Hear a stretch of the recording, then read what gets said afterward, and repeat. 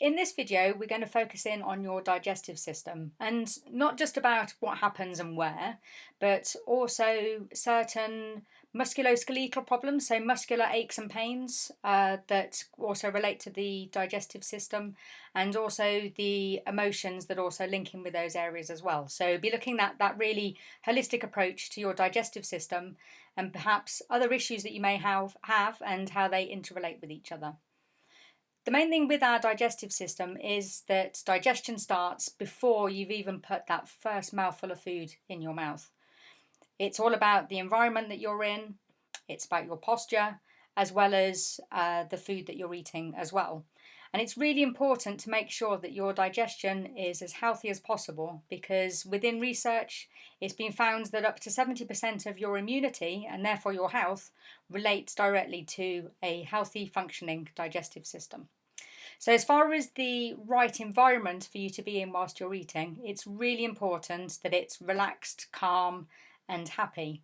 And this links back to the video that on the mind body section of the website, in that if you're stressed or worried or anxious, emotions like that means that your blood supply is moved away from your digestive system to deal with the kind of the stress that's happening.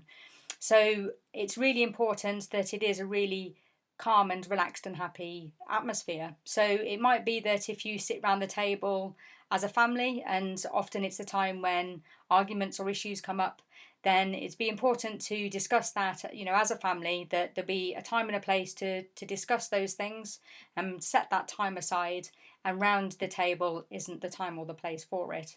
And it's also about the company that you keep. You might be certain friends that are particularly argumentative and you're out for a meal, then really do consider the overriding environment that you're eating in. And it's not just about people that you're seeing face to face. It can also be relating to the TV that you're watching as well. So particularly dramas and soaps, horrors if you're eating or particularly snacking. Those types of things bring up, those stress hormones in your body, which is diverting everything away from your digestive system. So it's the time to watch something that you really enjoy, makes you feel relaxed or happy, or makes you laugh out loud. So those are the types of programs to make sure you're watching on the TV. And the other thing is that when you're rushing around from one place to the other, that really isn't the time to be eating. Again, it just moves everything away from your digestive system, and you're not giving your body the fair chance to really kind of break down, digest, and pull out all of the good stuff to help you to stay nice and healthy. Now, as far as posture, so your stomach is on your left-hand side of your rib cage, right at the very bottom of the rib cage and just a little bit below there. So if you're sat in a chair or on the sofa, and I'm not saying you can't have TV dinners, that's completely fine, and you're sitting and you're slouching, what you're doing is you're compressing your stomach, as well as all of your, particularly your small intestines that come out and move across under the rib cage to the right hand side as well. So again, you're just not giving your body the fair chance. So really make sure that if you are eating on a table or on a lap tray, that it's at a height where you can also sit up and maintain a good posture at the same time as well. Now, when you're eating, it's really important that you chew your food really, really thoroughly. It's the saying where you must chew your soup and drink your food. It's also, there's a phrase I like to quote to my friends that berate the speed that I eat at, and that is that my stomach doesn't have teeth. And it's a really important thing to remember, because your digestive system can only break things down when they're a very small particle size. So if you're literally put your food in your mouth, chew, swallow, then again, you're not going to be able to break down the nutrition within the food. So really do chew it very thoroughly before you swallow. When your food enters your stomach, then you've got stomach acid and enzymes that are again breaking everything down. So if you, for example, suffer with heartburn, reflux, that you burp a lot when you're eating, or have other digestive issues, or it could be just that you're over 35, then it could mean that you have low stomach acid. Now, this is a subject in its own right, so I'm going to cover that in a separate video. But if you do get any digestive issues at all, or over 35, please just go and watch that video, because I'll explain things in more detail there. The other thing is drinking water. So water is really important for our bodies and every single activity that happens with our cells.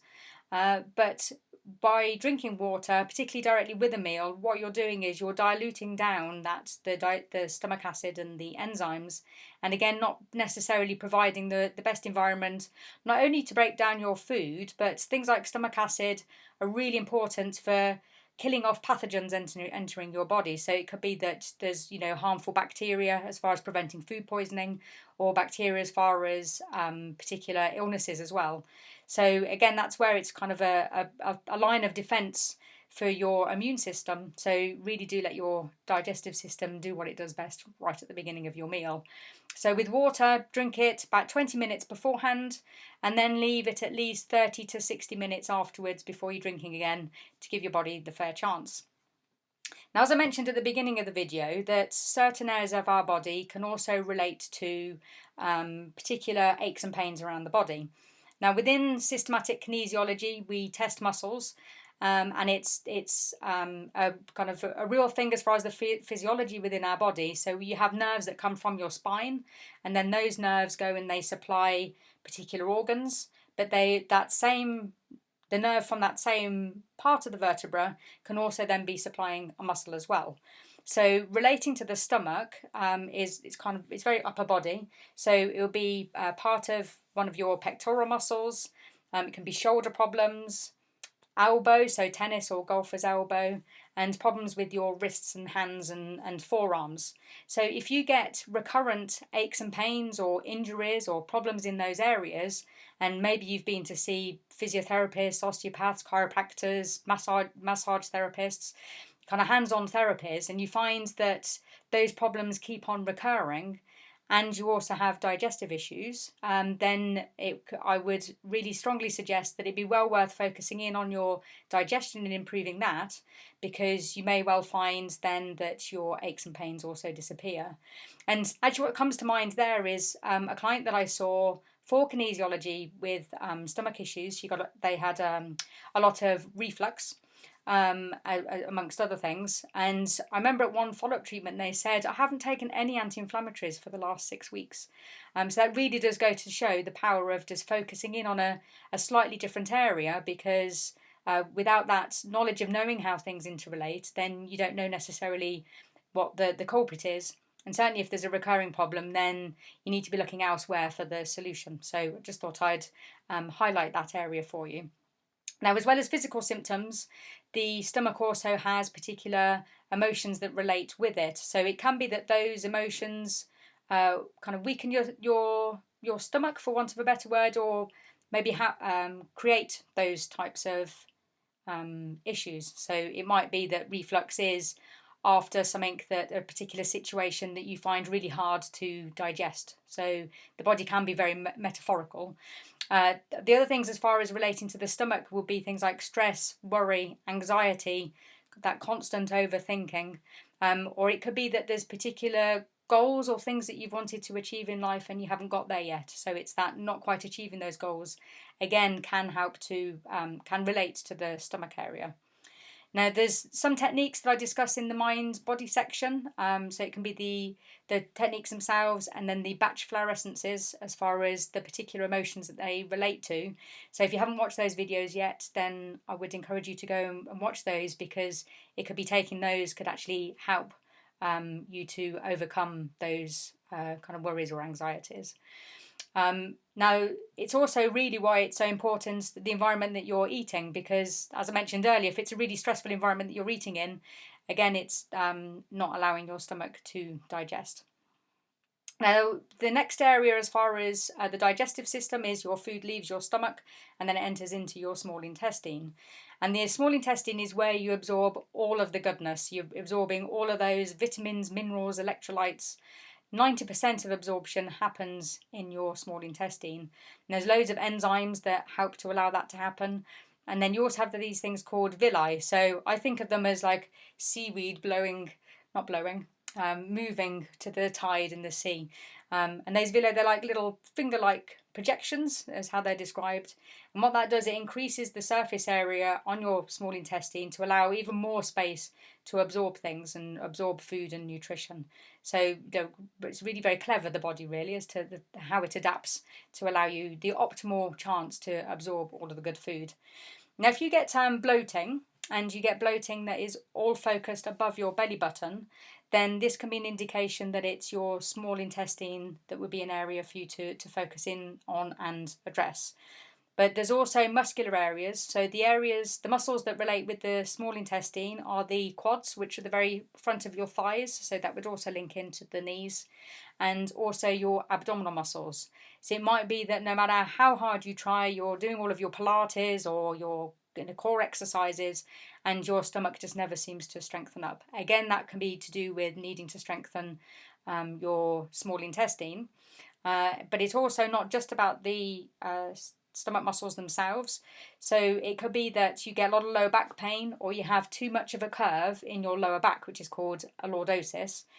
Again, if you've always addressed the lower back, it might be that strengthening the abdominal muscles, it then changes the tilt of your pelvis and reduces that lower back curve to something that would be more normal. So again, it's just another focus, just like to make you aware of. And the emotions that are related to the small intestine is all about lack of joy. So again, this links back to the mind-body videos, but it's then that it's really, really important to make sure that you do things every single day that you really enjoy, and that's kind of the gratitude journaling, to make sure that you really focus on what's great in life, because that kind of, if there's people in your life that are complete killjoys, maybe time to move on or minimize your exposure to them. But always, every single day, do something that you enjoy. It's really important, and it's just so important for your health. Now, as food leaves your small intestine, it then comes to a valve that's called the ileocecal valve. Now, this again is a subject in entirely its own right, so I am going to cover that in a separate video. It can be the source of just so many different issues. And then so food is allowed in or out, well, not out, but through the ileocecal valve at intervals, hopefully appropriately.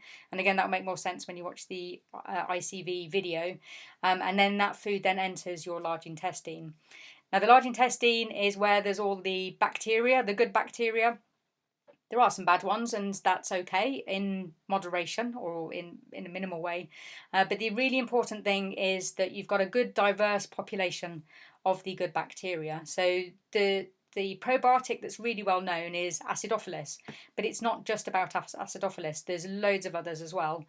So if you have too much of one thing, that is equally unhelpful as far as your digestive process, because all of the different probiotics, or the good bacteria, they manufacture their own vitamins. So you've got your own little factory inside of your body. So if you haven't got that diversity, then your body won't be able to produce the range of good bacteria. But they also digest different things as well. So again, that's the reason why it's really important to have diversity in a broad spectrum of different good bacteria. And they're absorbing all of the large intestine is where you're absorbing all of the good food, and it's also the place where it's gathering the toxins to excrete them from your body as well. And it's also about water balance. So your large intestine works with your kidneys as far as if you need to put more water into the large intestine, preventing, for example, constipation, or that you're taking water out of the large intestine and then putting that back into your body. So again, preventing something like diarrhea. And so it's really important that balance is working effectively as well. And things like diarrhea or constipation can also link to the ICV, the ileocecal valve, which again is why it's important to go and watch that video if you get things like IBS, because it could well be extremely relevant. Now, there's an ideal transit time as far as from when you've eaten your food to when you're then excreting it again. The range is between 12 and 48 hours. Ideally, it's 24 hours. So you should have at least one bowel movement every single day. 2 is really good. The important thing there, though, is that it's not that you, say, get up in the morning and have a bowel movement and an hour later you're needing to go again. It's more in relation to being spread out evenly across the day. So yeah, two bowel movements really good, and 3 again if it's literally 1 meal in and 1 out, then absolutely fantastic. And if you've got if the movement or the transit of food is too quick, then that means that there'll be some irritation in part of your digestive system, and it also means that there's not adequate time for your body to be able to absorb any of the nutrition. And if you're constipated, then that will mean that you're potentially getting a buildup of toxins within your body, which are then entering into your bloodstream, which will cause inflammation. But diarrhea is also an indication of inflammation as well. And the problem with that is then that inflammation isn't good for your health. It's something your body's having to battle against and defend against. And if you're constipated, then you really do need to be, the first areas to look at would be increasing your fibre intake. So that's definitely not bran, but increasing fibres, making sure you're drinking plenty of water, that you're exercising, and then it could also be the pre or probiotics. So just to give you some areas to focus in on. Now, if you're not sure how quickly it is, your transit time, then the really good way of doing that is to eat some red beetroot. So you'd eat about 150 to 200 grams all in one meal. And then when you've eaten it, then check the time. Make sure you write it down because it's really easy to forget. And then you'll need to then check every single bowel movement until you've got one that's beetroot coloured. And then that will give you what your transit time is in your digestive system to know whether that's an area that you need to focus in on. Now, the perfect poo, something that we need to talk about. So as far as the ideal bowel movement, the colour should be like a mid-brown. If it's like a darker brown, then it could indicate that your liver is a little bit sluggish. So then that will be looking at things like too many fatty foods or alcohol, things like that. Or if your bowel movement is more towards yellow, again, that can be to do with fats in your stool, but like a yellowy colour or a very light colour would be a time to go and see your doctor. And if you've got like more of a black or what's called a tarry colour, a tarry stool, then again, that is a time to go and see your doctor. But otherwise, as far as the perfect specimen that you're looking for, it'd be mid-brown. It will be like a real good size, like a good banana sized, and it should be like Teflon.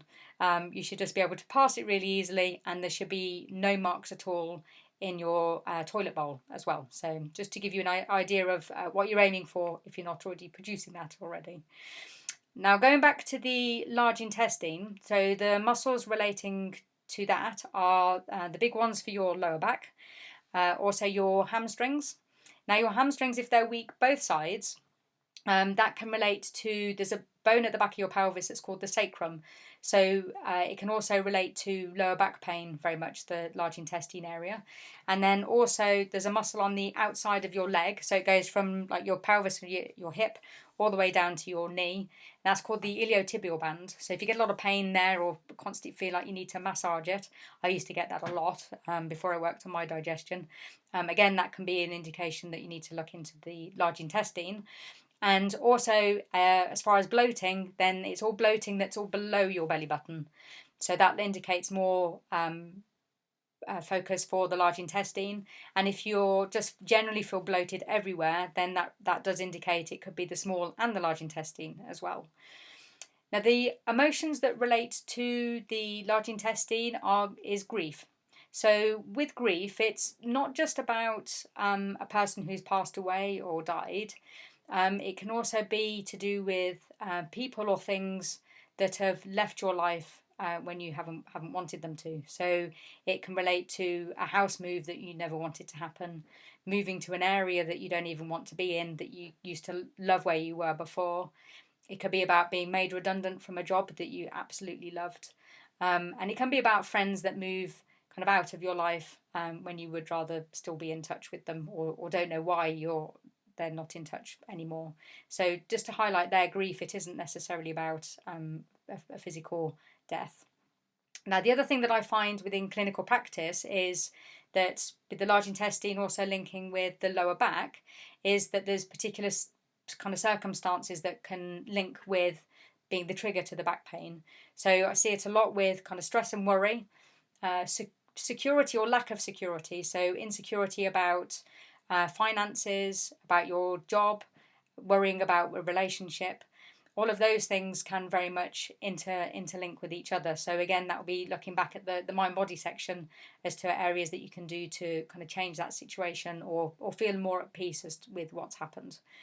So I hope everything that I've covered there is it's a lot of detail, is really helpful for you and just giving you a broader perspective on your digestive system, particularly if you're suffering with aches and pains that are chronic or you've never got to the bottom of. Then I hope that to just shed some light in a different way that you can look and focus on things to help not only your digestive system to be as healthy as possible, but your body as a whole as well.